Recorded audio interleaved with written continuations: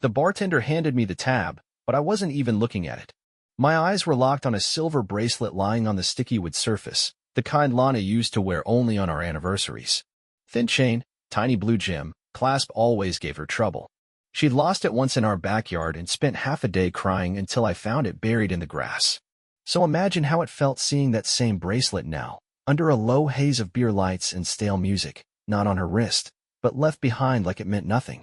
The waitress, red hair, heavy eyeliner, name tag said, Rissa, saw me staring and said, "Oh, that? Some nurse chick left it here last night. She was in here with a guy, real loud talkers, looked like they were having their little celebration." She smirked, like it was a joke, like I should find it amusing.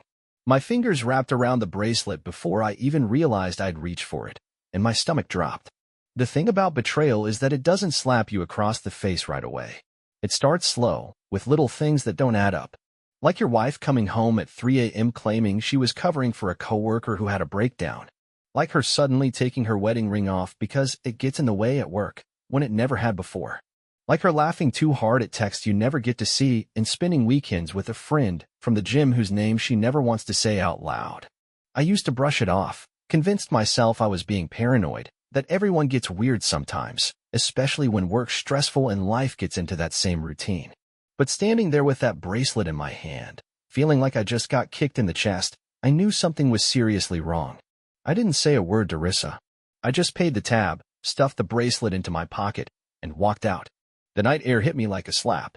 It was humid, heavy, like it didn't want to let go of anything. I sat in my truck for a while, engine off, the street light casting a yellow glow on the windshield. I didn't even try to come up with excuses for her. Not anymore. There's only so much self-gaslighting a man can do before he starts seeing reality for what it is. I knew I wasn't perfect.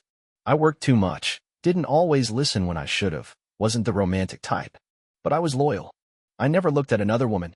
I never left her wondering where I was or who I was with. And yet here I was, piecing together my marriage from scraps found in a bar. When I got home, Lana was asleep. Or pretending to be. That's the game now, pretending. Pretending we're still us. Pretending she still wants to be here. Pretending I don't notice how she flinches when I touch her. I didn't wake her. I sat on the edge of the bed and stared at her back. Her breathing was steady, too steady, like she was counting each inhale to keep the lie going. I placed the bracelet on her nightstand. Quiet, deliberate. I wanted her to see it in the morning. I wanted her to know that I knew. I didn't want to hear her lies that night. I wanted to see what she'd come up with when cornered, when the mask started to crack. The next morning, she acted like nothing was wrong. Made coffee. Wore one of her old t-shirts I used to love seeing her in, the one from our honeymoon trip to New Orleans. She smiled like she hadn't just come back from letting another man hold her in a booth over drinks while I worked the late shift to pay off her car loan. She didn't mention the bracelet. I watched her like she was a stranger in my house, like some uninvited guest wearing my wife's face. Finally, as she reached for her bag, I said, "You left something at the bar last night." She froze. Just for a second. Most people wouldn't catch it, but I did. She turned slowly, eyebrows furrowed. "What bar? Does it matter?" I replied, "It's on your nightstand." She didn't even try to lie. Didn't go for the usual stuff like, "I was with Jessica," or "That must be a mistake."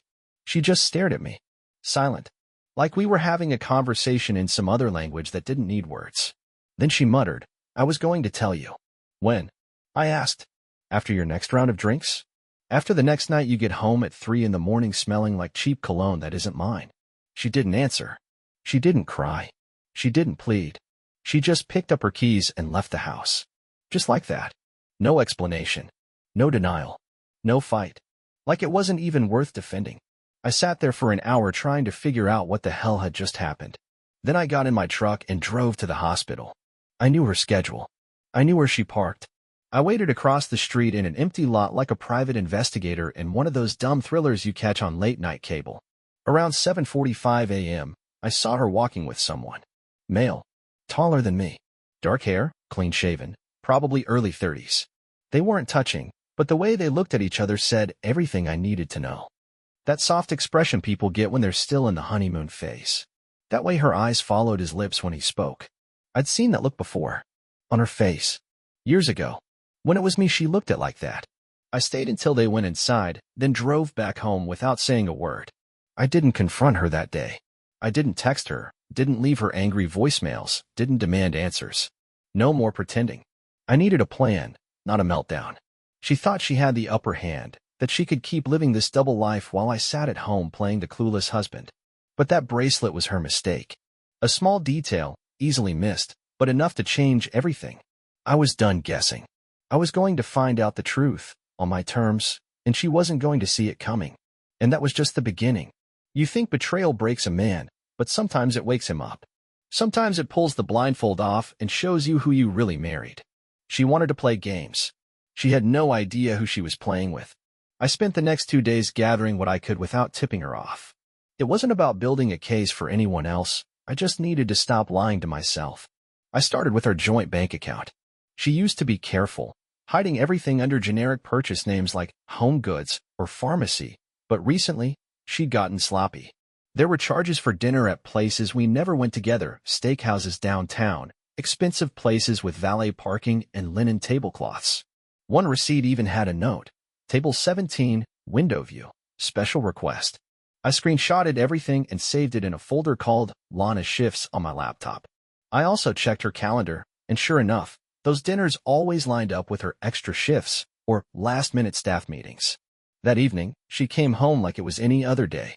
She tossed her bag onto the chair by the door, kicked off her shoes, and walked into the kitchen like she didn't have a trail of secrets following her. I watched her grab a bottle of wine, the same cheap red she always said gave her a headache, and pour herself a glass. I didn't say a word. I just sat on the couch and stared at the muted TV, letting the sound of her fake normalcy hang in the air. She sat down next to me, pulled a blanket over her legs, and asked, "Rough day?" I wanted to laugh, but instead I said, "Same as usual." She nodded like she believed it. I think part of her wanted to, maybe even needed to. We didn't talk the rest of the night. She scrolled through her phone, probably messaging him while I was right there. I thought about snatching it from her hands, reading the messages out loud, asking her if the attention he gave her was really worth all this mess, but I knew I wouldn't get a straight answer. Not yet. She wasn't ready to admit anything. She still thought she had me where she wanted. The next morning, I left early. I told her I had a client coming in for a cover-up tattoo that might take most of the day, which wasn't a lie. What I didn't say was that I planned to drive out to the place her card had been charged last Thursday night. It was a fancy Italian restaurant, a place we talked about going for years but never did because she always said it was too much for just a night out. I parked across the street and waited. I wasn't even sure what I was expecting to find, but I felt like I needed to see it with my own eyes. Around 6:30 p.m., she walked in wearing a dress I'd never seen before. Blue, tight at the waist, low cut, and paired with heels I thought she got rid of last year. She wasn't alone. He showed up a minute after her. Button-down shirt, no tie, expensive watch, casual confidence. He didn't touch her, not in public, but he didn't need to. They looked comfortable. They shared a bottle of wine, laughed at things only they understood, leaned in close like the rest of the world didn't exist. I took pictures. Not because I planned to use them for anything legal, but because I needed something solid to hold on to when she tried to lie later. When she got home and told me she stayed late at work for a double shift, I wanted to see how deep she'd dig her own hole. She got back a little after midnight. Her hair was pulled back, and she smelled like a mix of wine and perfume. Not the kind she usually wears, something more floral. She didn't see me sitting in the dark. She jumped when she turned on the light and saw me on the couch. I didn't say anything at first, just looked at her. Her eyes darted to her phone, then to me. She set her purse down slowly, like she was trying to figure out how much I knew. "You're up late," she said, voice calm, too calm. "Yeah," I replied. Couldn't sleep. She stood there for a few seconds, then moved toward the bedroom. I didn't stop her. I let her go. The next day, I called in sick, something I rarely did. I needed to be home. I needed to be ready. That evening, I laid the bracelet back on the kitchen table, next to a printed photo of her and the guy, sitting close together at that restaurant. When she walked in and saw it, she stopped cold. "I guess there's no need to ask how your shift went," I said, standing by the sink. She picked up the photo but didn't speak. Her hands shook slightly, but she tried to play it off. "Who gave you this?" she finally asked. "Does it matter?" I said. "What matters is you're going to have to start being honest." Her lips parted, like she was about to come up with one of her half-baked excuses, but I stopped her. "Don't lie. I was there. I watched the whole dinner. I saw everything. You can't lie your way out of this one." She sat down, suddenly looking smaller than usual. She opened her mouth to speak, but I raised my hand. "Not now," I said. "You'll get your turn. Just not tonight." I didn't scream. I didn't throw anything. I didn't ask her why. I already knew it wouldn't make a difference. I went to the bedroom, locked the door behind me, and slept on top of the covers with my clothes still on. It wasn't about making a point. I just couldn't stand the idea of sharing a bed with her again, not after seeing her smile like that for someone else. Not after realizing she saved all her warmth for a stranger while I sat at home wondering what I'd done wrong. She thought the worst part was getting caught. She had no idea what was coming next. The next evening, I waited until she came home from work. I was in the kitchen, leaning against the counter, watching the second hand on the wall clock. She walked in like she hadn't been caught the night before, like the picture on the table wasn't real, like the bracelet never ended up in her purse during some night out she didn't think I'd trace back. She took one look at me and hesitated, like she wasn't sure what version of me she was about to get. I didn't move, didn't say anything right away, just let the silence press on her until she finally opened her mouth. "Can we talk?" she asked, and I could tell from her tone she wasn't about to take responsibility for anything unless it was dragged out of her. "Sure," I said. "Let's hear it. Whatever story you've got left, now's the time." She walked to the table but didn't sit down. Her eyes flicked to the picture that was still lying there, then back to me. She sighed, then started like she'd rehearsed it. "It's not what it looks like," she said. And I almost laughed out loud at how predictable she was being, considering I had a full view of her and that guy eating pasta, holding hands across the table like they were teenagers sneaking around behind their parents. "Stop," I cut her off. "Don't insult my intelligence. I was there. I saw you. I watched you walk in with him. I watched you lean into him. I saw everything. You don't need to pretend anymore. Just be honest for once."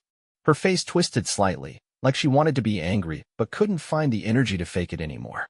She pulled out a chair, sat down, and rested her hands on her knees. "It didn't mean anything," she said, her voice flat now. "It just happened. I didn't plan for it to go that far. It was supposed to be just dinner. Someone to talk to. You wore a dress I've never seen before and spent 3 hours at a restaurant we always said was too expensive. That's not just dinner," I said, my voice still calm but firmer now. She looked at the floor and stayed quiet. I kept watching her, waiting for something real.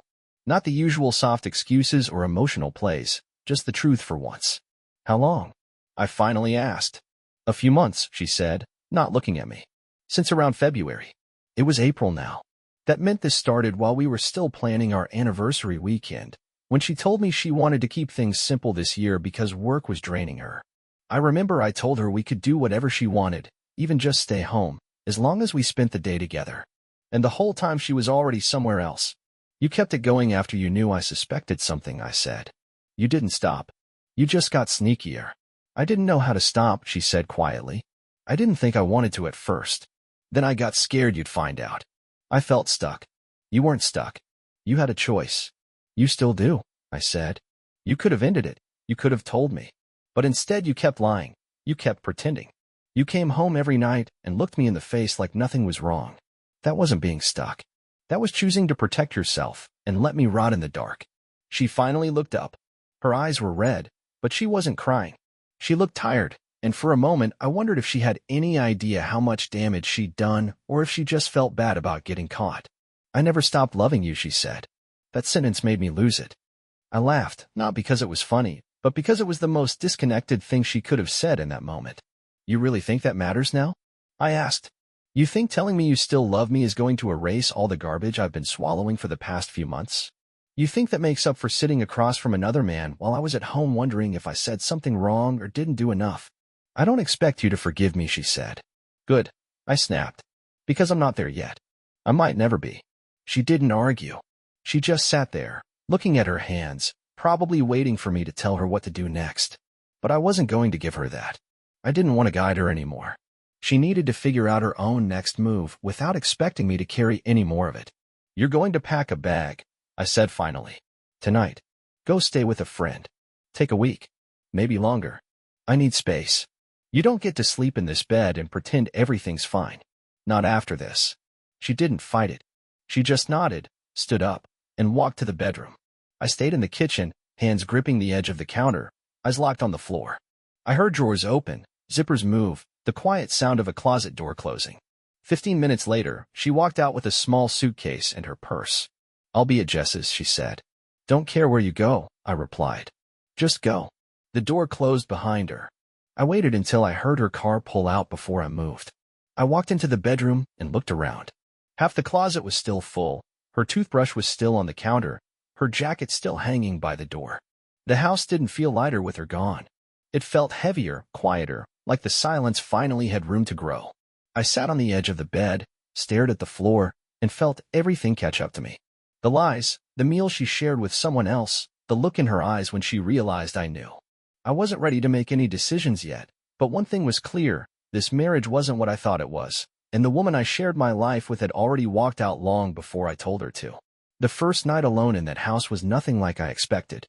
I thought I'd sleep better without her next to me, that I'd finally be able to rest without pretending everything was okay. Instead, I barely closed my eyes. Every creak in the walls made me turn my head. Every familiar sound felt wrong.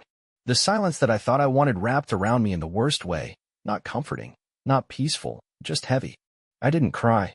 I didn't yell. I didn't even drink. I just sat in the living room with the TV on mute, watching the light flicker against the wall and thinking about how many nights she must have come home and stood in this exact spot, hiding everything behind her tired smile. The next morning, I texted my friend Marcus. We've known each other since high school, been through a lot of garbage together, and I didn't have to explain much for him to understand something serious had happened. I didn't give him the full story over the phone. I just asked if he could meet up later, and he said yes right away. When we met at a diner that afternoon, he took one look at me and knew something was off. "What happened?" he asked. "She stepped out on me," I said, stirring a cup of coffee that had already gone cold. His face tightened. He leaned back, rubbing his hand over his jaw. "You sure?" he asked. "I followed her to a restaurant," I said. "Saw her with him. Got the bracelet back from a bar. Found receipts. There's nothing left to doubt." He nodded, didn't say anything for a minute, then leaned forward. "What are you going to do?" he asked. "I told her to leave," I said. "She's gone. Said she's staying with Jess." "You thinking divorce?" "I don't know," I said. "I just want to make sure she feels it. I want her to realize what she blew up." Marcus didn't respond right away. He looked at me carefully, like he was trying to read between the lines. "You want to hurt her?" he asked, not as a judgment, more like a genuine question. "Not physically," I said. "I want her to feel what it's like to be blindsided. I want her to know what it's like to live with a broken version of the truth." He nodded again and let it sit. We finished the coffee, didn't say much more, and when I got home that night, I sat down with a pen and a legal pad and started writing down everything I knew. Not just the dates and places, names, receipts, her lies, the timeline she tried to hide. I printed the pictures I'd taken and put them in a folder. It wasn't about making a courtroom presentation. It was about putting everything on the table so when the time came, I'd have something to look at and know I wasn't crazy. 3 days passed before she reached out. She texted, said she wanted to talk. I agreed, but not at the house. I told her to meet me at the park near the edge of town. Public place, neutral ground, no history tied to it. She showed up wearing that same look she always used when she wanted to appear calm, like the situation wasn't as serious as it was. She tried to sit next to me on the bench, but I motioned for her to sit across. "I need to say something," she said right away. "No lies, no games." I waited. "I messed up," she said. "I know that. And I don't expect you to forgive me. But I need you to understand, it wasn't about him. It wasn't even about you. It was me, not being able to deal with my own unhappiness. I felt like we were just running through the motions and I didn't know how to stop it. I didn't go looking for anything, it just showed up." "You didn't stop it," I said. "That's what matters to me. You didn't come to me, you didn't try to fix it. You just created your own little world and pushed me out of it." "I was scared," she said. "You were selfish," I replied. She looked down, nodding. Then she reached into her purse and pulled out an envelope. I tensed up, unsure what it was. "I wrote you a letter," she said. I couldn't say all this face to face. It's not an excuse, it's just everything I've been thinking. I took the envelope, but didn't open it. "What happens now?" she asked. "I'm not rushing a decision," I said. "But you're not coming back to the house." "Not yet. Maybe not ever. I need to be in a place where I don't feel like I'm sleeping next to a stranger." She looked like she wanted to argue, but didn't. "I get it," she said. "I really do." I stood up. "You don't get it," I said. "Not yet. You will. Eventually. Maybe when you realize the way people look at you changes when they know." Maybe when you stop being the one who walks away and start being the one who's left. She didn't respond. I walked away before she could. I didn't read the letter that night. I tossed it on the table and let it sit there. I didn't care what she wrote anymore. I didn't need more words. I needed actions. I needed space. And I needed a way to turn all that anger into something useful. Not for her, but for me. For once, it was going to be about me. It took less than a week for the anger to settle into something more focused. The hurt didn't go away, but it turned into a plan. I wasn't going to break down or play the role of the quiet husband waiting for her to find her way back. I wasn't interested in sympathy or long apologies. I wanted her to understand what it meant to lose something she thought she could keep forever. I started with the one thing she didn't expect me to touch, her image. She always cared about appearances, about how people saw us, how they saw her. That fake smile she used with friends, the polished stories at family gatherings, the version of us she put together like a puzzle where only the pretty pieces showed. I had no interest in playing along with that anymore.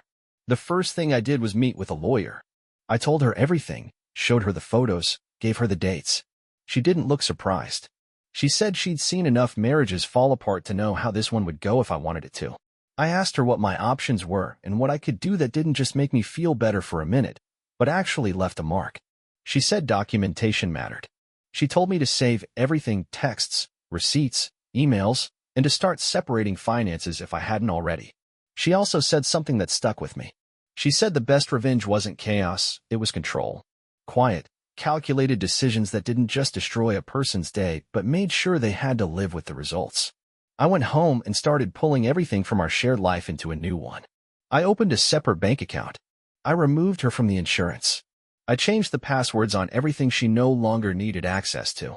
The house was still under both our names, but I began filing the paperwork to change that. I let her pay for her half of the utilities from her own accounts while I handled mine separately. She called once when she noticed the changes. She asked me why I was doing it like that. I'm just preparing for whatever happens, I told her. You had months to decide what you wanted. Now it's my turn. She didn't fight it. She sounded tired, like she already knew where this was heading, but didn't want to admit it out loud. I wasn't interested in arguing. I was done with the back and forth.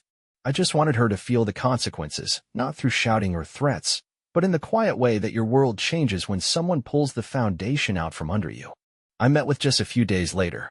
She invited me to talk, said she felt stuck in the middle and didn't know what to believe. I could see the discomfort on her face the moment I walked in. She hadn't expected me to look calm.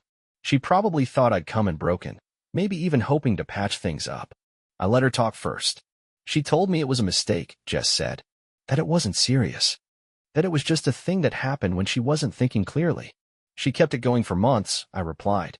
That's not a mistake. That's a decision. Jess nodded slowly. She said you told her to leave, she added. I told her to give me space, I corrected. She packed her bag without much of a fight. That should tell you everything. Just looked like she wanted to defend her, but she couldn't. She knew what it meant when someone walks out instead of trying to fix what they broke. I just don't want to see either of you get destroyed over this, she said quietly. She made her choices, I said. Now she gets to live with them. Just didn't argue. She just sat back and said she'd pass along anything Lana needed to know, but that she wasn't getting involved further. I told her that was smart. On the way home, I stopped at the printing shop. I had the restaurant photos reprinted, larger, high quality, with timestamps in the corner. I didn't need to send them to anyone yet, but I wanted them ready. I knew there'd come a time when she tried to downplay what she'd done, maybe with friends, maybe with her family. When that happened, I wanted to be able to put the truth in front of them without saying a word. Later that night, I received a message from her. She wanted to know if we could meet again, this time to talk about what we were going to tell people. I agreed to meet her at a small cafe near the edge of town. It was quiet, not somewhere we ever went together, which made it easier. She showed up in jeans and a sweatshirt, no makeup, hair tied back. She looked nervous, not in a guilty way, but like she was preparing herself to be pushed off a ledge. I don't want everyone to know everything, she said after the drinks arrived. I don't think it helps anyone. That's not your call anymore, I replied. You don't get to decide how this story gets told. You already told your version by living it. I'm just making sure people see the other side. She didn't respond for a few seconds. I never wanted to hurt you, she finally said. You didn't just hurt me, I said. You embarrassed me. You disrespected everything we built.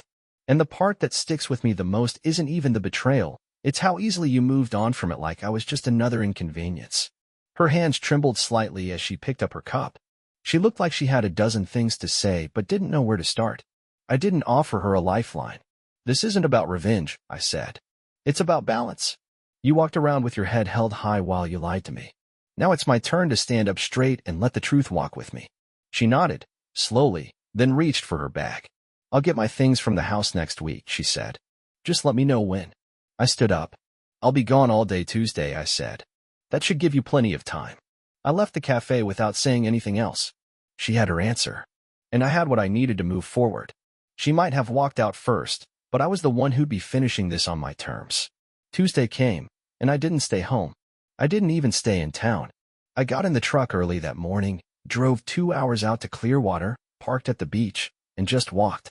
I wasn't looking for peace or reflection. I just didn't want to be anywhere near the house while she was in it. I didn't want to hear drawers opening, hangers scraping, doors shutting, or her voice making phone calls while she packed. That place didn't feel like mine anymore, and until her presence was cleared out, it wasn't. I didn't text to confirm if she showed up. I didn't care if she took everything she wanted or left stuff behind. At that point, there was nothing left to fight about. The marriage had already been gutted. She was just clearing the pieces now. When I got back that evening, I pulled into the driveway and didn't go inside right away. I sat behind the wheel with the engine off and stared at the house. All the lights were off. Her car wasn't there. No keys in the door. I walked in slowly, half expecting to feel something, maybe anger or sadness, but instead I felt nothing. She had taken the photos from the hallway, her jewelry from the dresser, her shoes from the front closet. Some clothes were gone. Her books, the ones she never actually read but liked to stack on the nightstand to look smart, were missing too. The bathroom shelves looked half empty.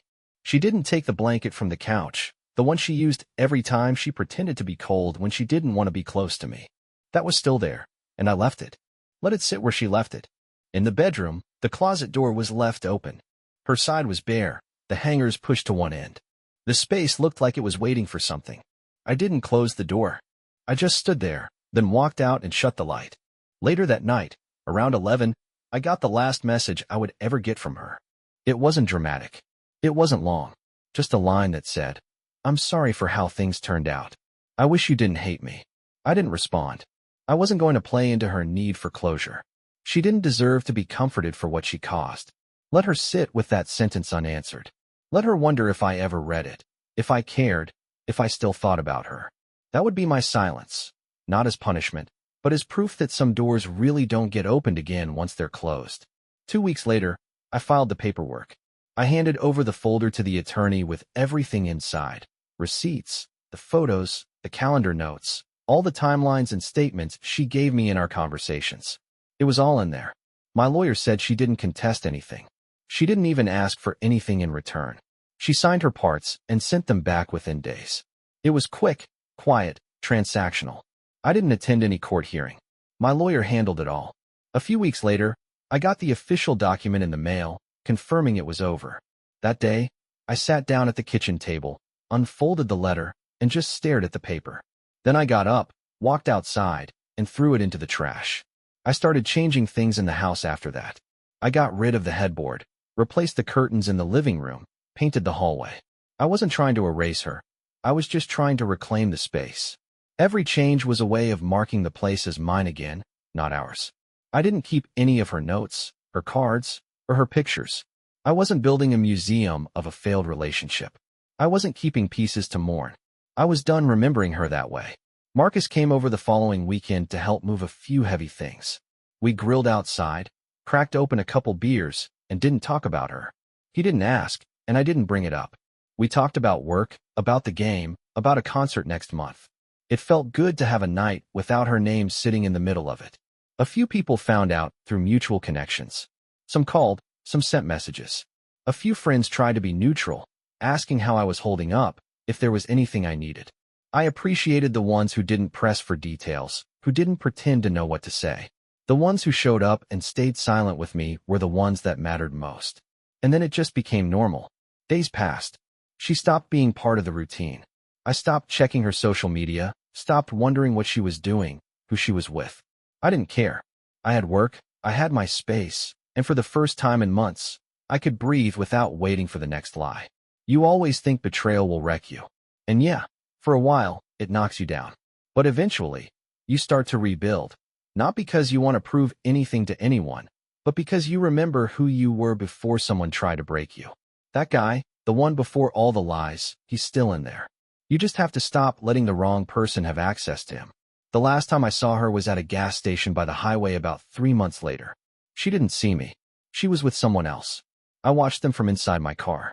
They looked like they were arguing. I don't know if it was the same guy, and I didn't care enough to find out. I watched for another minute, then drove off. No emotion, no bitterness. Just the quiet feeling that I was already gone long before she knew I had left. And that was it. No big ending. No final confrontation. Just life moving forward. On my terms. The way it should have been all along.